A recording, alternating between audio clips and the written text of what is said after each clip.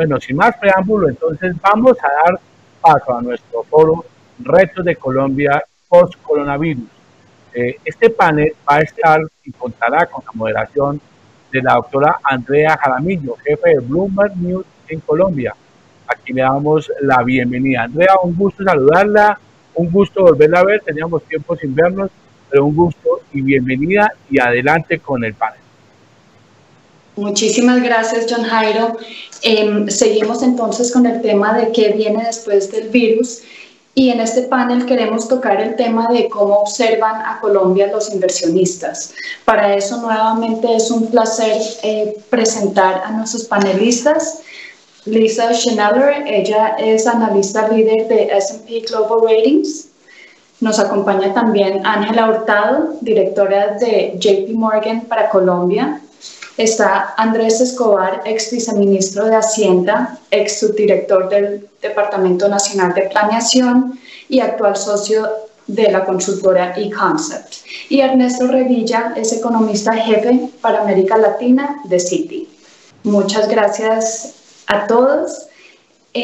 Hablaba el ministro Carrasquilla y también pues, de los desafíos en el tema fiscal.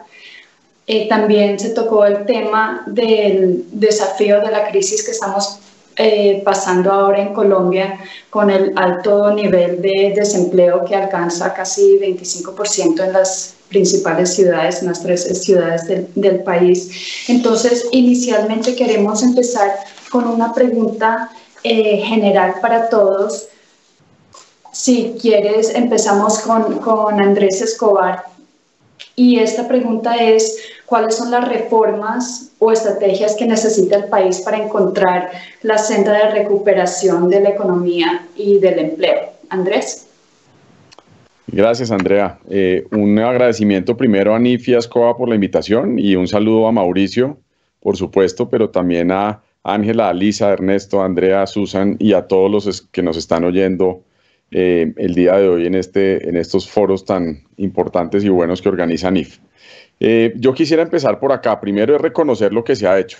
Yo he tenido la oportunidad de trabajar en el gobierno en épocas de crisis y a esta administración le tocó la madre de todas las crisis y creo que han hecho un trabajo muy bueno en unas circunstancias muy difíciles y con muchas limitaciones. Entonces, lo primero, y creo que en esto me uno a las palabras de Mauricio, uno debe reconocer lo que se ha hecho y cuando sugiere mejoras no se deben tomar como críticas profundas, sino cosas que se pueden mejorar, pero el trabajo ha sido muy bien hecho. Sobre las cosas que se pueden hacer, yo creo que hay varias que se pueden hacer. Yo creo que la primera y más importante, y ya lo mencionó Mauricio, es que no nos vuelvan a encerrar. Eso es lo más importante. El gasto público tiene una capacidad de ayudar a amortiguar la crisis, pero es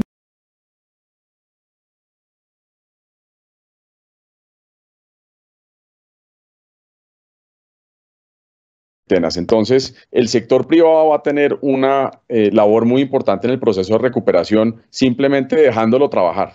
Entonces, yo creo que eso es muy importante. Ahora, dicho eso, el Estado juega un papel muy importante y no solo el gobierno nacional, sino los distintos niveles de gobierno van a tener que hacer lo propio. Entonces, hay que reconocer que tenemos recursos limitados y que la combinación de encierro más informalidad le han pegado desproporcionadamente a ciertos grupos de la población. Entonces, de las cosas que hay que seguir haciendo es seguirse enfocando en aquellos que han sido más perjudicados por la crisis. El gobierno nacional creo que debería ser un poco más completo en los informes que hace.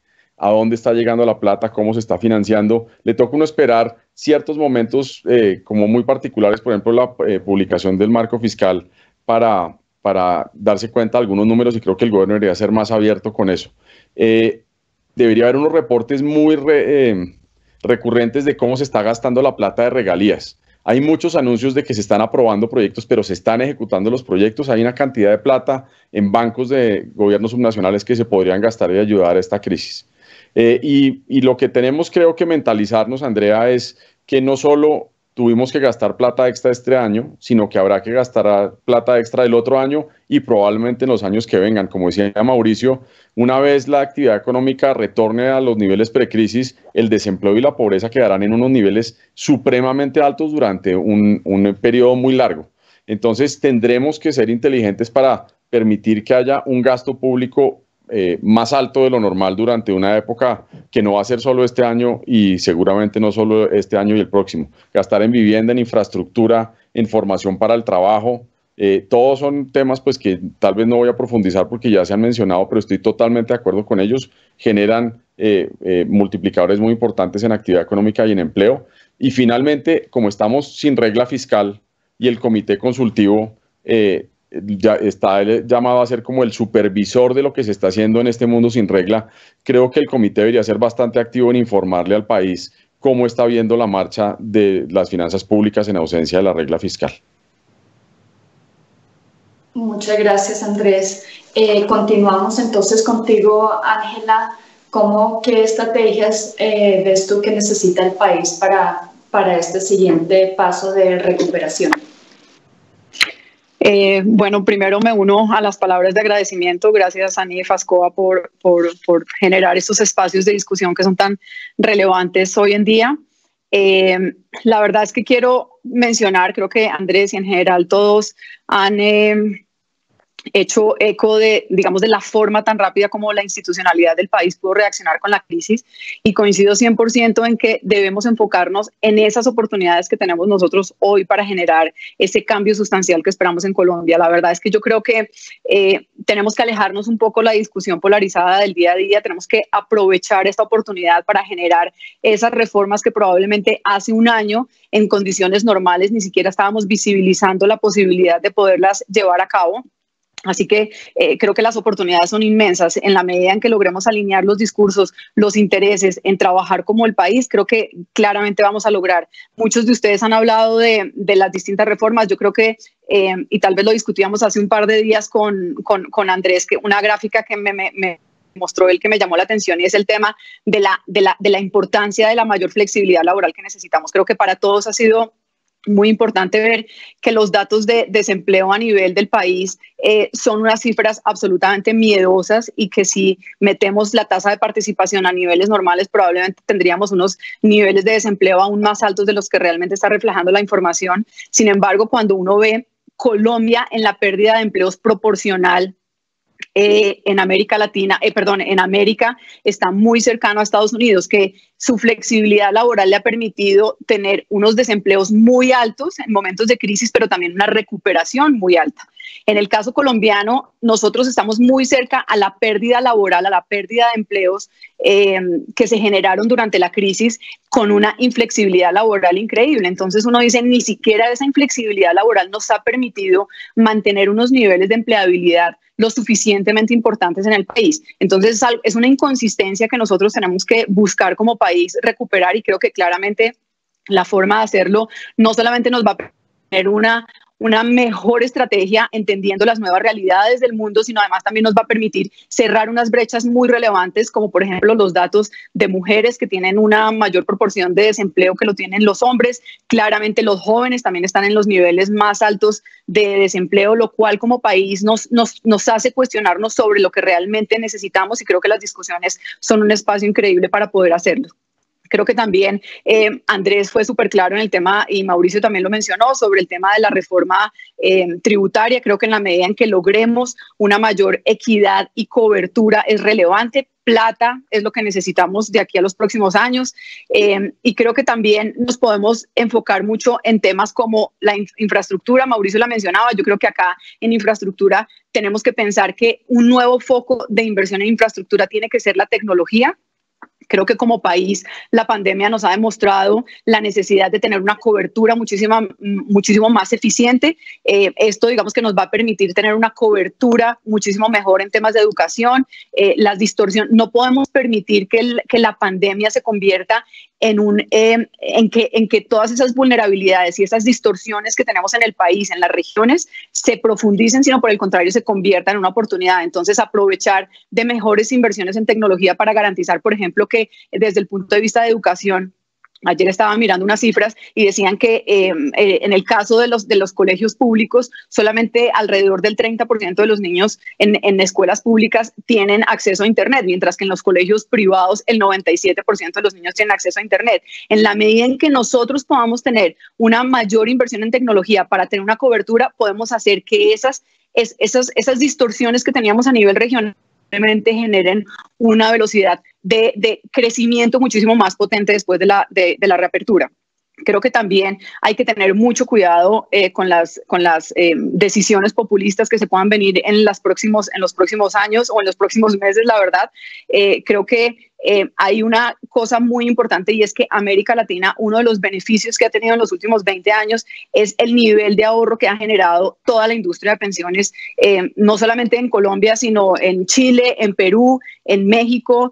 Creo que ese ahorro institucional ha sido clave para garantizar muchos de los impulsos en muchas industrias que hemos necesitado, inversiones en infraestructura, mucho financiamiento de la deuda pública. Es decir, eso es un valor gigante que nosotros, no solamente a nivel latinoamericano, sino a nivel colombiano, tenemos que valorar profundamente. Entonces, tenemos que garantizar que como país no vayamos a desahorrar todo eso que hemos trabajado durante los últimos años, durante los últimos 20 años. Entonces, que tenemos que ser muy cuidadosos con el enfoque que se dé no solamente a las potenciales reformas, sino a las decisiones de corto plazo que se tomen en el Congreso, ¿no? Y creo que también es una oportunidad gigante para que la regla fiscal se modifique. Creo que ha sido un ancla gigante desde el punto de vista de control de gobierno y de control, digamos, nacional, pero claramente desde que se estableció la regla fiscal en el 2012, pues hemos pasado de una deuda sobre PIB de 34% hasta 50% a finales del 2019. Y obviamente nos cogió ya con unos niveles bastante débiles desde el punto de vista nacional en el porcentaje de PIB, de deuda sobre PIB, y seguramente para el 2020 vamos a cerrar con niveles alrededor del 65%. Entonces, creo que es importante que de ahora en adelante nosotros podamos contar también con un indicador target de deuda sobre PIB, porque también nos va a permitir mantener una estabilidad en el largo plazo muchísimo más sostenible. Muchas gracias, Ángela. Y ahora, Ernesto, pasemos a ti con la misma pregunta, un poco mirando tu perspectiva, ya que haces análisis de toda la región. ¿Qué necesita o qué estrategias debe tomar Colombia para la senda de recuperación? Muchas gracias, Andrea. Yo también quiero empezar agradeciendo a NIF y American Society, Council of the Americas, muy particularmente a Susan, a Randy, a todo el equipo de ASCOA, a Mauricio Santamaría, y también es para mí un gran honor compartir con este panel de buenos conocidos y amigos desde hace tiempo. Yo voy a tomar una visión un poco más amplia. Hemos discutido muchos detalles en este seminario muy interesantes, tanto por parte de la presentación de Mauricio, lo que se acaba de comentar ahorita en este panel, y las presentaciones del gobierno. Entonces, yo, poniéndolo en contexto con el resto de América Latina, diría que lo que Colombia tiene que hacer es continuar haciendo lo que ha hecho bien, que es muchísimo. Se dice fácil, y en estas ocasiones que tenemos una crisis de magnitudes sin precedentes, podemos pensar que se pudo haber hecho algo mejor, y sin duda eso es cierto en la mayor parte de los países del mundo, pero comparado con el resto de la región, Colombia ha sido un país que ha reaccionado rápido, que ha reaccionado con buenos instintos y que ha hecho buena política de salud, de distanciamiento social y económica. Eso se va a notar ahora que platiquemos de los números de la recuperación, de cómo la esperamos. En pocas palabras, esperamos que reaccione mejor que otros países de América Latina, pero el hecho que sea un país que está comprometido con la inversión pública y privada, que es amigable para los mercados y para la inversión, que es un país que está orientado hacia el futuro con la economía naranja y con otros apoyos a ciertos sectores importantes para el siglo XXI, es una gran diferencia con muchos otros países de la región, en donde tenemos a un México, a un Brasil, a una Argentina, con políticas macroeconómicas muy complejas, con un ambiente de incertidumbre de la inversión privada hacia adelante, y que tienen prospectos de recuperación más débiles en muchos casos. Ese, yo diría, es uno de las fortalezas principales que tiene Colombia. Hay muchos hechos de la economía colombiana que son sorprendentes cuando uno los ve en términos comparativos con otros países de la región. Colombia fue el único país que se aceleró en 2019 en los mercados emergentes comparado contra 2018. Eso se dice fácil, pero eso muestra la solidez de la demanda interna y que las cosas venían bien antes de la pandemia y que esperamos que después de la pandemia continúen esa dinámica y ese momentum que tenía la actividad económica gracias a las buenas políticas que se habían venido implementando. Colombia en el 2020 tendrá solamente su segundo año de crecimiento negativo en la historia moderna. Y eso también es un hecho insólito si lo comparamos con otros países de la región. Argentina tiene más de la mitad de años con crecimientos negativos en la última década. Colombia es un país que nunca ha hecho un default de su deuda pública. Todas estas fortalezas están ahí y esas son las que se debe continuar enfocando la sociedad y el gobierno para fortalecer las perspectivas de mediano y de largo plazo. Obviamente no podemos dejar de mencionar, y se ha hecho mucho durante este seminario, el reto fiscal. Es un reto sumamente importante, no es exclusivo de Colombia, es generalizado para la mayor parte de países avanzados y emergentes, y estoy seguro que en los siguientes años platicaremos mucho de las posibles reformas tributarias, fiscales, como correctamente dijo Mauricio. Se requiere más que solo pensar en el ingreso, hay que pensar en la calidad del gasto, hay que pensar en la administración tributaria, hay que pensar en la orientación que se le quiere dar a los recursos públicos, pero ese va a ser claramente el tema que nos va a ocupar enormemente, pero que este gobierno ha demostrado el compromiso con la estabilidad fiscal y ya veíamos en 2019 que íbamos en la trayectoria que se había planteado el gobierno de reducción del déficit y no tenemos duda que ese compromiso seguirá ahí. Entonces, de nuevo, es ver el vaso un poco más lleno que vacío.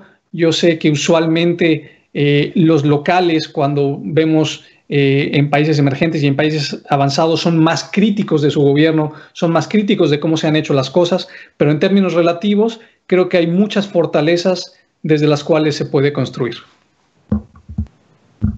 Gracias, Ernesto. Y finalmente, Lisa, tú desde la perspectiva de agencia calificadora y hablábamos un poco en el panel y en este seminario se ha hablado de los retos fiscales, algo que las agencias obviamente han estado mirando y específicamente para Colombia.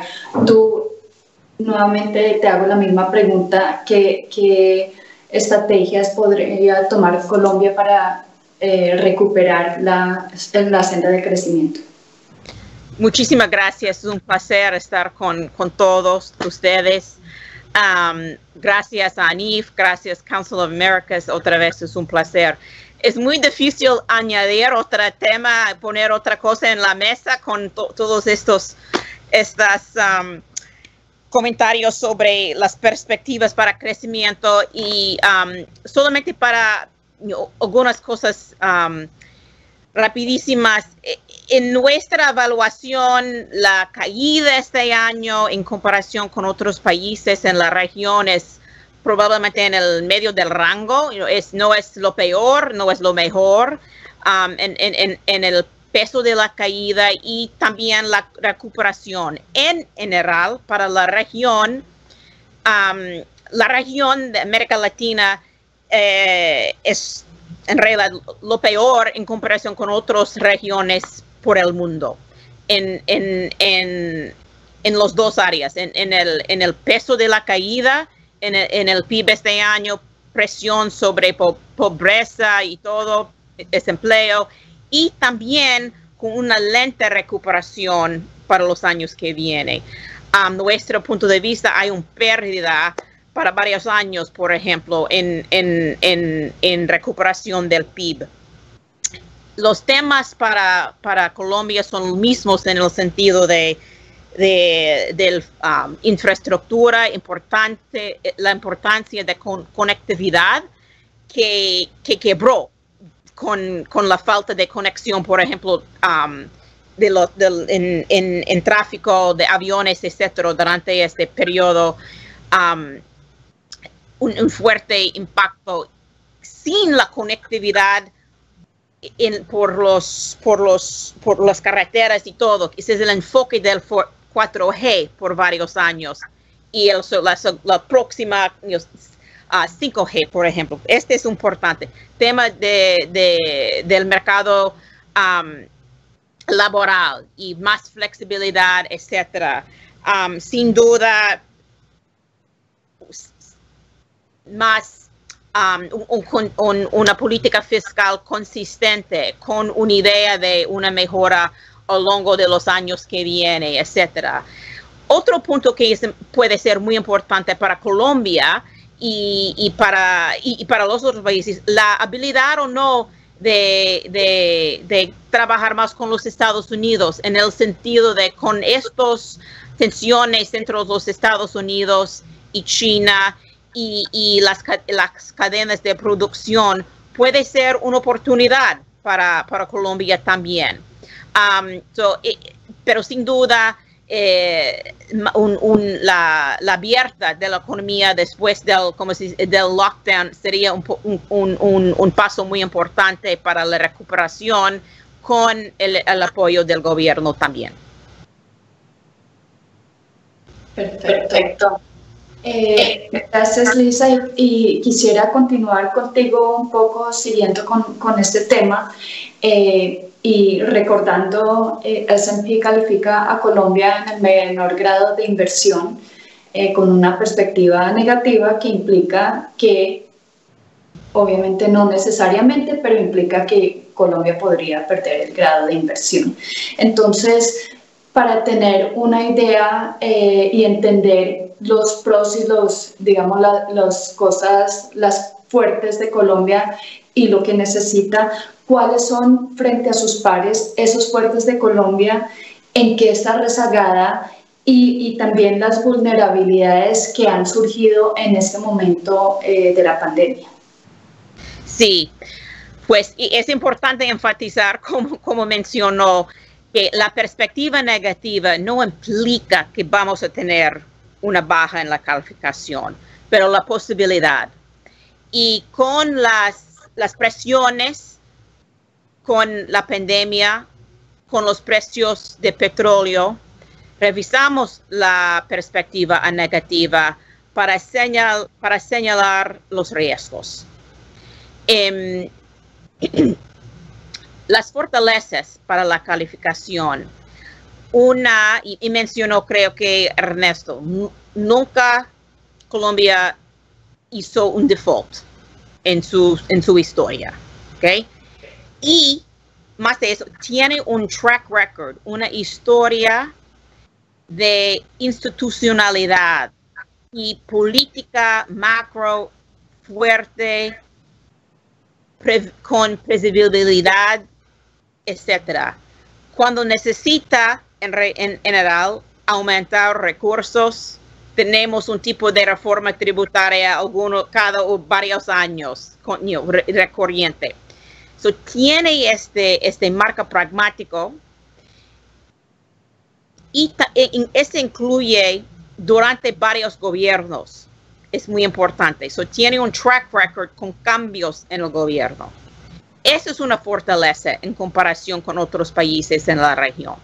Otra fortaleza relativamente en su calificación es su historia, su track record en la política monetaria con BANREP. Y es otra fortaleza. Su gran, en este momento, vulnerabilidad en comparación con otros países, otras calificaciones, es sus vulnerabilidades externas. Y la última baja en la calificación tuvo que hacer con también. Pero después del shock fuerte en 2014, el base de exportaciones ya es más bajo y también la deuda externa es mayor. Y es la combinación que implica más vulnerabilidad con una vulnerabilidad a cambios en los ¿cómo se dice? Terms of trade. So esa es una vulnerabilidad importante en los años recientes, a pesar de la mejora en la cuenta corriente. Ahora, esta vulnerabilidad en este contexto global pone más presión con la combinación de las cuentas fiscales y las perspectivas para crecimiento, ¿no? Y el riesgo en crecimiento y el desempeño de las cuentas fiscales durante varios años es donde podemos tener más presión en la calificación en la baja. Pero depende importantemente en la respuesta del gobierno, ¿no?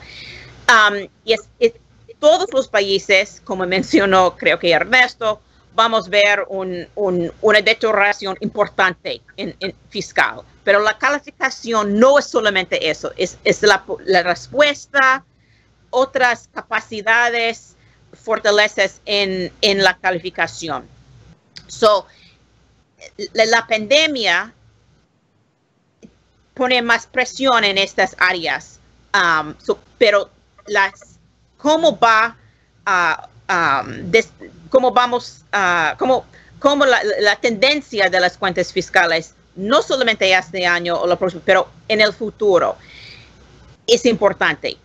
Por ejemplo, en marzo, cuando cambiamos la perspectiva, tuvimos expectativa de un crecimiento positivo casi 1%. Un déficit fiscal más o menos 3%. Ahora tenemos un panorama muy diferente. En junio hicimos cambios. Ahora estamos en proceso de hacer otros cambios en la perspectiva, pero tenemos un caída 5-8 más por ciento del PIB, ¿no? En junio 5%.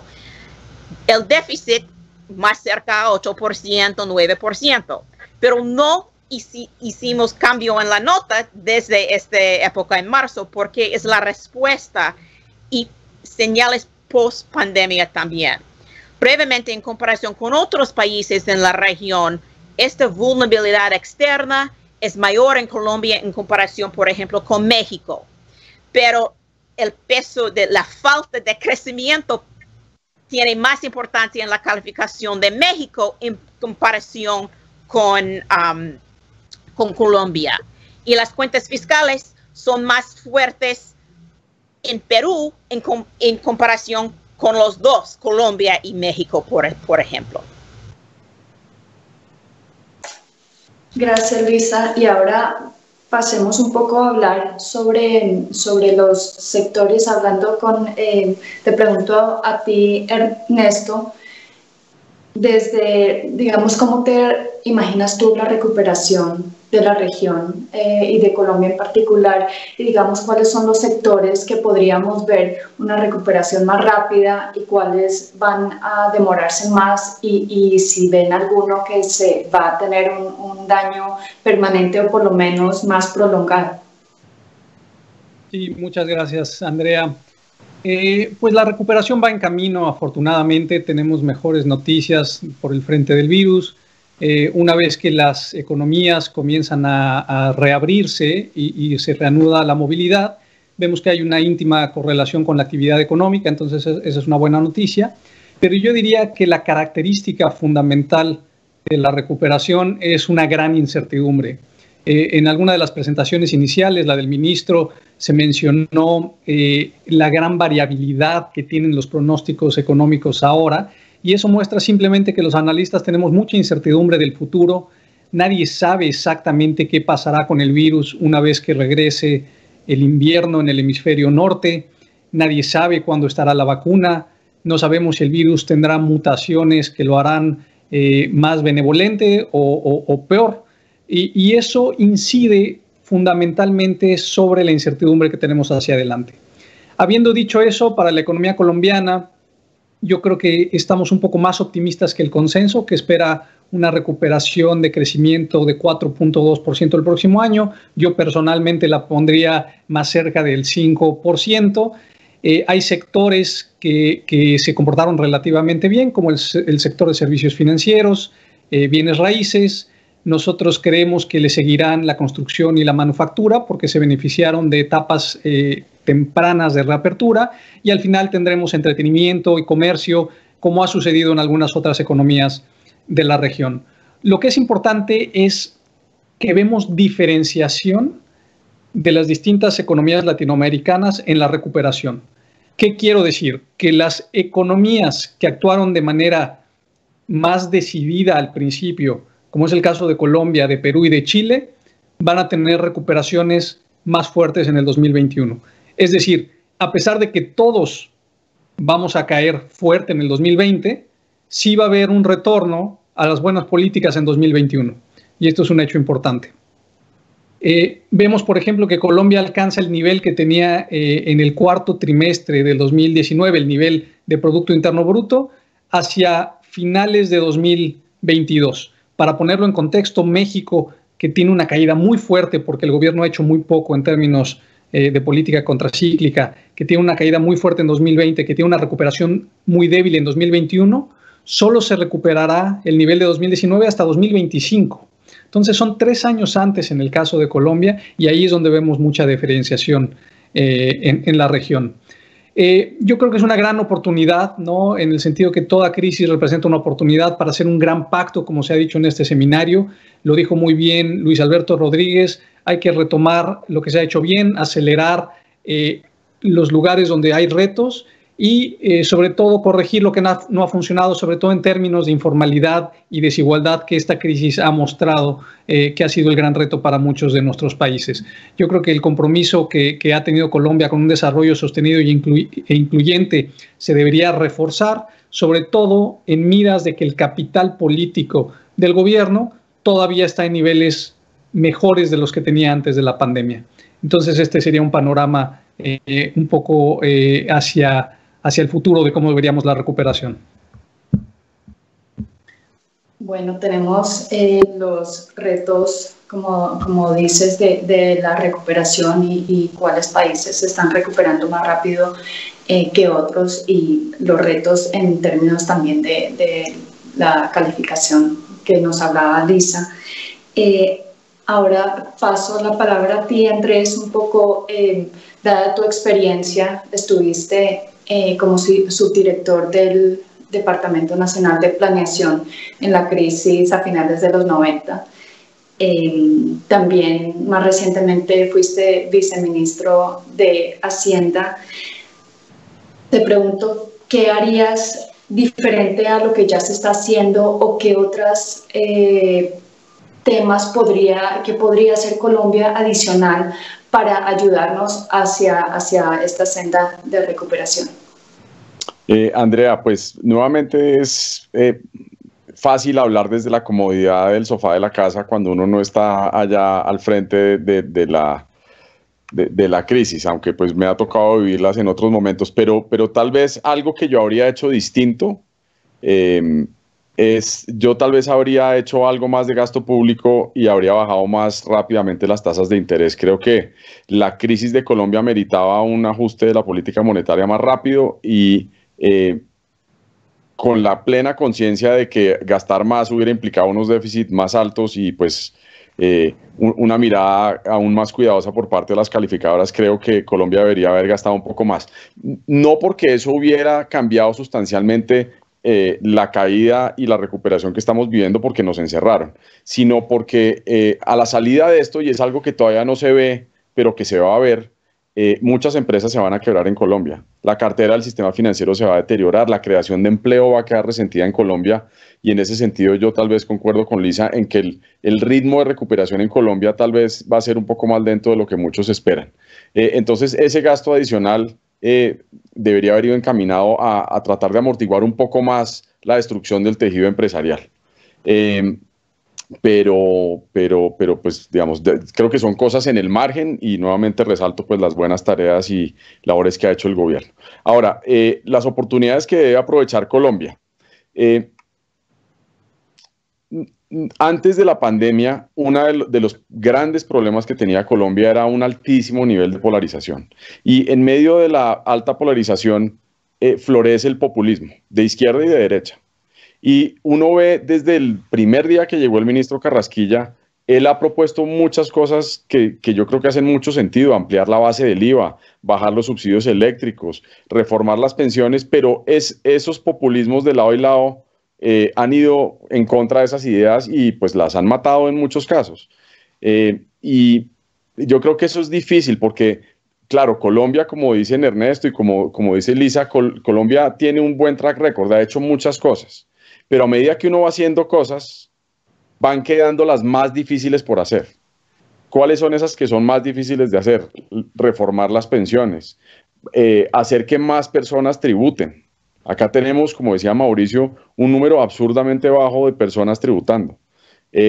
Estamos subiendo el salario mínimo por encima de donde deberíamos. Estamos haciendo unas cosas que son falta de una unidad de propósito de lo que hay que hacer. Y yo creo que el coronavirus, una de las cosas que ha traído es, pues a través de algo que no hubiéramos querido, por supuesto, con todas estas cosas malas que están pasando, es una unidad de propósito.